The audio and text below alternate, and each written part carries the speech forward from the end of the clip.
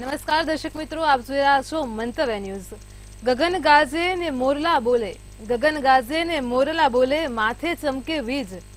હરખની હેલીએ ચડીને આવી છે અષાઢી બીજ, હરખની હેલીએ ચડીને આવી છે અષાઢી બીજ।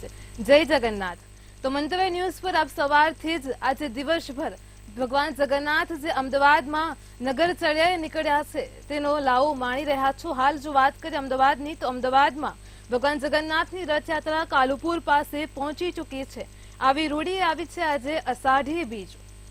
આજે રથયાત્રાનો પાવન અવસર છે। 147મી અમદાવાદમાં રથયાત્રા છે।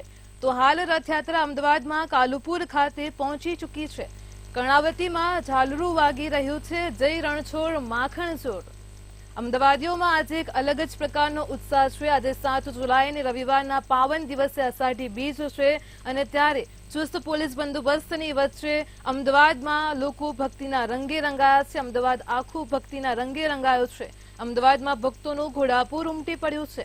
તો સવારથી જ ભગવાન જગન્નાથ શહેરની નગરચર્યાએ નીકળ્યા છે અને હાલ જે રથ છે તે મંતવ્ય ન્યૂઝના માધ્યમથી આપ જે દ્રશ્યો જોઈ શકો છો, કાલુપુર ખાતે પહોંચી ગયો છે। ભજન, ભોજન અને ભક્તિનો આજે ત્રિવેણી સંગમ છે। તો ભક્તોને ઘર આંગણે નાથ દર્શન આપવા નીકળ્યા છે। ભક્તોમાં પણ એક અનેરો જ માહોલ છે। ઘરે બેઠા તમે ભગવાનના દર્શન કરો। મંતવ્ય ન્યૂઝના માધ્યમથી પર્યટનની અપડેટ મેળવો, પર્યટનની ભગવાનની ઝાંખી મેળવતા રહો। ઘરે બેઠા જ ભગવાનનું આ દિવ્ય સ્વરૂપ નિહાળો। જગન્નાથજીના દિવ્ય રૂપના આજે તમે દર્શન કરો। મનોહર મુખડાની માયારે જે લાગી છે, આજે ભગવાન જગન્નાથ નગરચર્યાએ નીકળ્યા છે। હાલ તો ભગવાનનો રથ કાલુપુર ખાતે પહોંચી ગયો છે। આવી રૂઢી અષાઢી બીજ આવી છે। તો 147મી રથયાત્રા છે। ભગવાન જગન્નાથ, બહેન સુભદ્રા અને મોટા ભાઈ બલરામ શહેરની નગરચર્યાએ નીકળ્યા છે। તો આજે અમદાવાદમાં 147મી ભવ્યમાંથી ભવ્ય રથયાત્રા ઉજવાઈ। જય રણછોડ માખણ ચોર,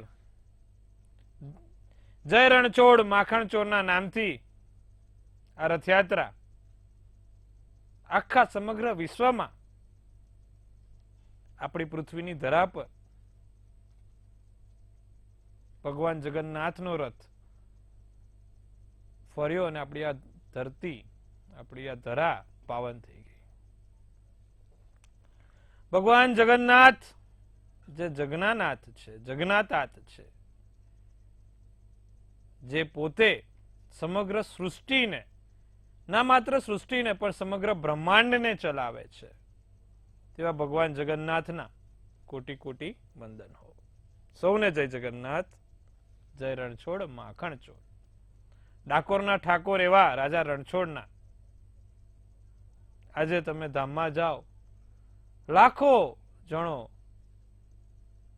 ભગવાનને ખાલી એક ઝલક લેવા માટે ક્યાંક ને ક્યાંક ઘણા કલાકોથી, ઘણા સમયથી એ આતુરતા જોતા હોય છે। આજે રથયાત્રામાં મુખ્યત્વે 3 રથો છે। એક જે રથ છે ભગવાન જગન્નાથનો, જેનું નામ છે નંદીઘોષ, જેમાં 16 પૈડા અને 832 લાકડાનો ઉપયોગ કરવામાં આવ્યો છે।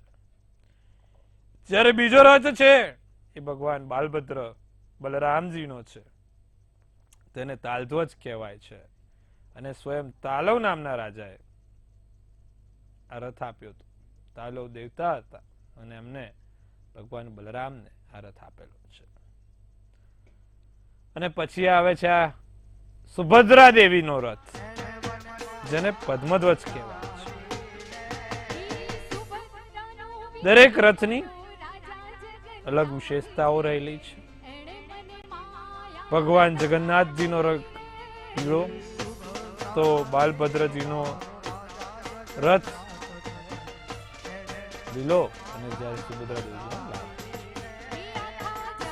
આ રથોમાં દરેકના સારથી હોય છે। દરેક સારથીઓની પણ અલગ વિશેષતાઓ હોય છે। જોવા જઈએ તો પૌરાણિક કથા એવી છે કે ભગવાન જગન્નાથ આજે પોતાના દર્શન આપવા માટે દરેક નગરીજનોને મળે છે અને તેમના મુખારવિંદના દર્શન આપે છે. માન્યતાઓ એવી પણ જોડાયેલી છે કે ભાઈ એક વખત ભગવાન કૃષ્ણ રૂકમણી જોડે સાથે રહેતા હતા, મહેલમાં બિરાજમાન હતા અને રાત્રે અચાનક રાધા રાધા કરીને એમને બૂમ પાડી. ત્યારે રૂકમણીજીને બહુ દુઃખ થયું કે હું ભગવાનની આટલી સેવા કરું છું, આટલી ગોપીઓ છે જે ભગવાનની સેવામાં તત્પર હાજર હોય છે, છતાં પણ ભગવાનને આ રાધા નામનું નામ ભૂલાતું કેમ? આ રાધા નામનું નામ એમના મનમાંથી જતું કેમ? આ રાધા નામનું નામ એમને યાદ જ કેમ? તો ત્યારે આ બધા સવાલોના જવાબ મેળવવા માટે માં રૂકમણીજી રોહિણી માતાની તરફ જાય છે અને કહે છે કે હે માં, મારે એક પ્રશ્ન પૂછવો છે. ભગવાન કૃષ્ણને અમે સેવા કરવામાં કોઈ ભૂલ નથી રાખી, અમે એમના સેવામાં તત્પર હાજર હોઈએ છીએ, છતાં પણ તેમના મુખે આ રાધા નામનું નામ જતું નથી, આ રાધા નામનું નામ તેમના મુખથી નીકળતું નથી. એમને કાલે પણ રાધાજીને યાદ કર્યા હતા. અમારે આમના પ્રસંગ વિશે ઊંડાણમાંથી જાણવું છે અને સઘળી રીતે તમે અમને જણાવો એવી વિનંતી કરું છું. ત્યારે માં રોહિણીએ કહ્યું કે મને એમની લીલાઓ કહેવામાં કોઈ સંદેહ નથી, હું ચોક્કસથી તમને ભગવાન કૃષ્ણની રાધાની લીલાઓ કહું, પણ શરત માત્ર એક જ છે કે ભગવાન કૃષ્ણ અને તેમના ભાઈ બલરામ આ મહેલમાં ત્યારે હોવા ના જોઈએ. અને ત્યારે ભગવાન કૃષ્ણ અને બલરામજી મહેલમાં હોતા નથી. સુભદ્રા દેવીજીને માં આજ્ઞા આપે છે કે તું બહારનો દ્વાર બંધ કર, જેથી હું ભગવાનની લીલાઓ માં રૂકમણીને અને ગોપીજીને કહી શકું. અને ત્યારે દરેક વાતોની શરૂઆત માં રોહિણીજી કરે છે અને સુભદ્રા દેવીજીને પણ એ વાતમાં એટલી તલ્લીનતા હોય છે, એ વાત સાંભળવામાં એટલી ઉત્સુકતા હોય છે કે જે દ્વાર ઉપર તે રક્ષા કરી રહ્યા છે, જે દ્વાર ઉપર ચોકી કરી રહ્યા છે, તે કાન તેના દ્વારની અંદરથી ધ્યાનથી સાંભળે છે. ભગવાન કૃષ્ણની લીલા સાંભળવી કોને ના ગમે? તો સ્વયં સુભદ્રા દેવીજી હતા. અને એટલામાં જ ભગવાન બલરામ અને કૃષ્ણ પહોંચે છે.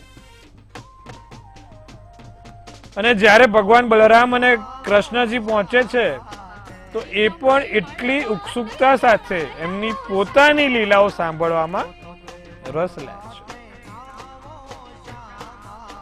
અને ત્રણે ભાઈ બહેનો દ્વારની બહાર ધ્યાનથી સાંભળે છે.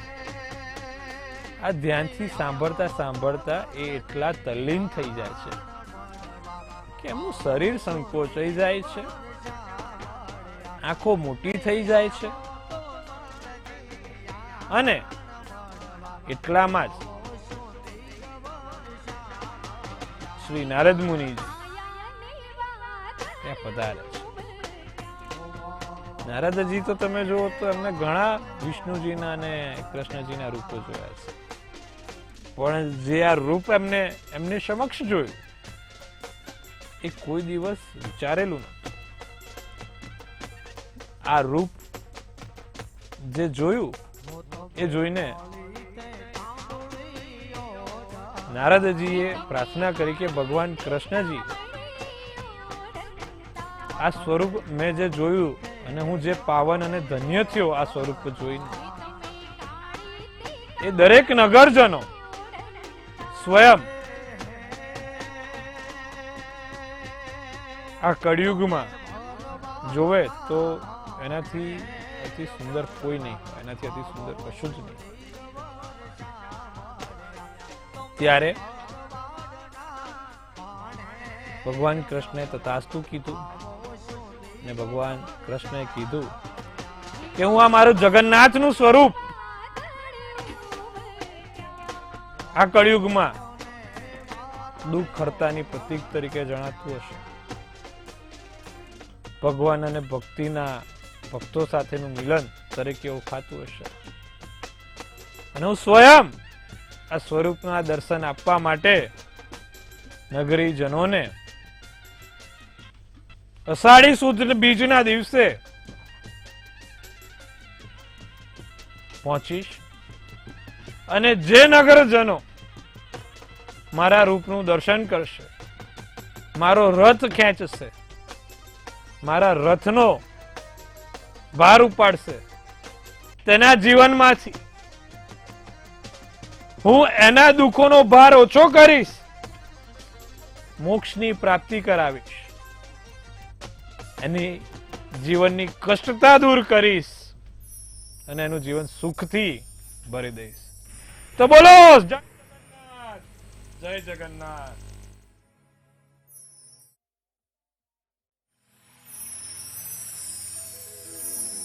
ટીવી સ્ક્રીન પર એક તરફ ભાવનગરની ભગવાન જગન્નાથની રથયાત્રા જોઈ શકો છો અને બીજી તરફ અમદાવાદની રથયાત્રા જોઈ શકો છો.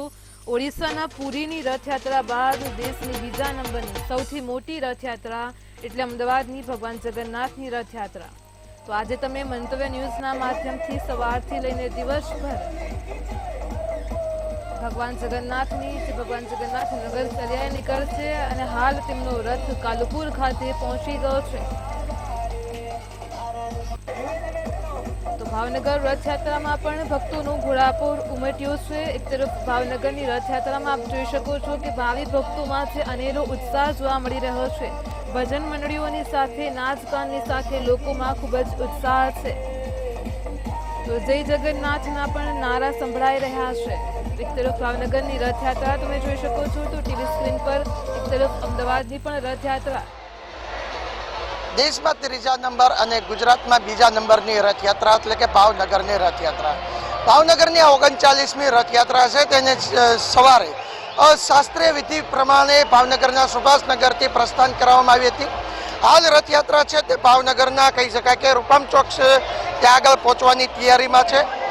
જોકે જે હવેનો રૂટ છે તે આખો સંવેદનશીલ વિસ્તારનો રૂટ અહીંયાથી શરૂ થતો હોય છે. આપણે જોઈ શકીએ છીએ કે જે ઘોડાપુર છે કહી શકાય કે ભક્તોનું ઘોડાપુર છે તે ઉમટી આવ્યું છે.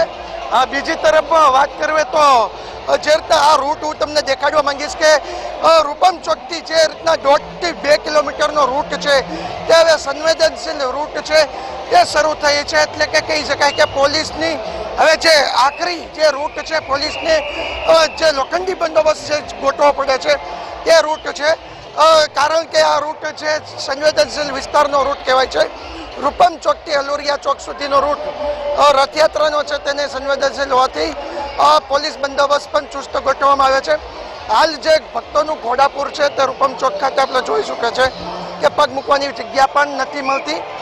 બીજી તરફ વાત કરું તો પોલીસની જે આ રૂટ બાદ જે બંદોબસ્ત હોય છે તે પણ જોઈ શકે છે કે એસપી આઈજી સહિતના જે પોલીસ અધિકારીઓ છે તે હવે રથયાત્રાને સંપૂર્ણપણે 1.5 કિલોમીટર સુધી જ્યારે રથ છે અહીંથી પ્રસ્થાન કરીને જે કહી શકાય કે રૂપમ ચોકથી હલુરિયા ચોક સુધી પહોંચશે ત્યાં સુધી ચોસ્ત બંદોબસ્ત સાથે રહેશે.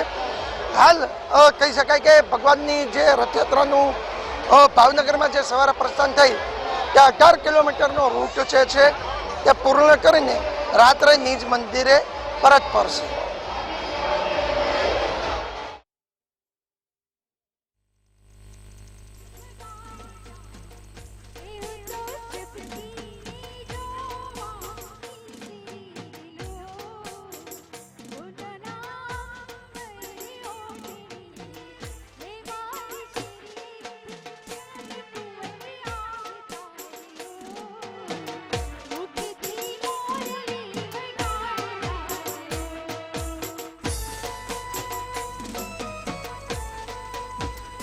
ટીવી સ્ક્રીન પર ભગવાન જગન્નાથની રથયાત્રા નિહાળી રહ્યા છો અને ખાસ કરીને અમદાવાદમાં હાલ અત્યારે ભગવાન જગન્નાથજી, બહેન સુભદ્રા અને ભાઈ બલરામ કાલુપુર ખાતે પહોંચી ચૂક્યા છે. અખાડાઓ પણ કાલુપુર ખાતે પહોંચી ચૂક્યા છે. તો ભજન ભોજન ને ભક્તોનો આજે ત્રિવેણી સંગમ જોવા મળી રહ્યો છે.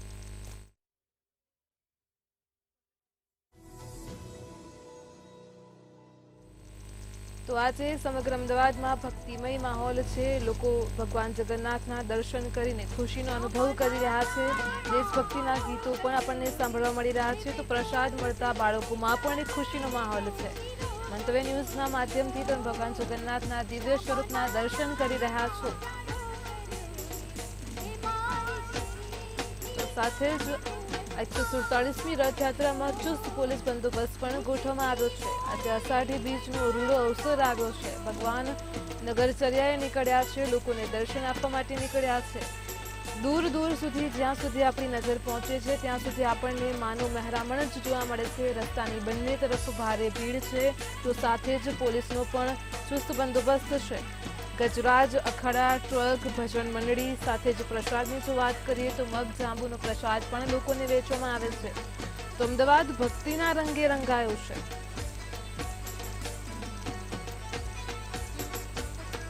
તો લોકોમાં પણ અનેરો ઉત્સાહ જોવા મળી રહ્યો છે. રથયાત્રાના અવનવા રંગ મંતવ્ય ન્યૂઝના માધ્યમથી તમે ઘરે બેઠા જોઈ રહ્યા છો.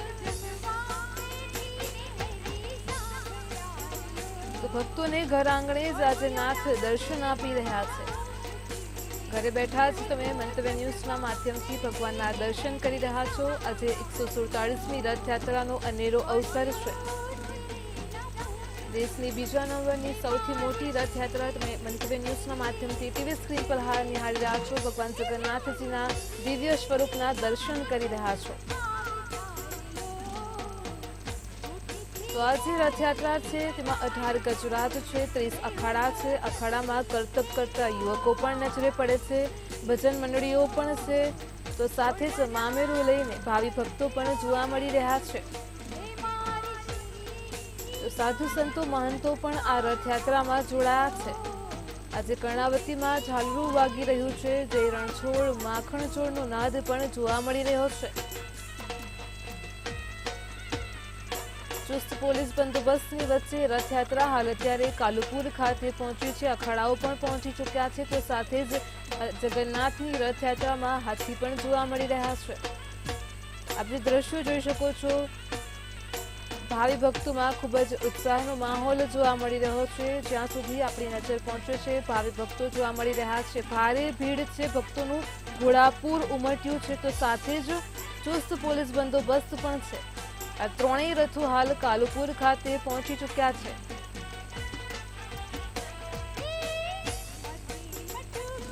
તો અમદાવાદમાં આજે ભક્તિમય માહોલ જોવા મળી રહ્યો છે. લોકો જ્યારે તેમના વિસ્તારમાં રથયાત્રા પહોંચે છે દર્શન કરીને અલગ જ અનુભૂતિ કરી રહ્યા છે. ભગવાનના દિવ્ય સ્વરૂપના દર્શન આજે ઘરે બેઠા પણ તમને જોવા મળી રહ્યા છે.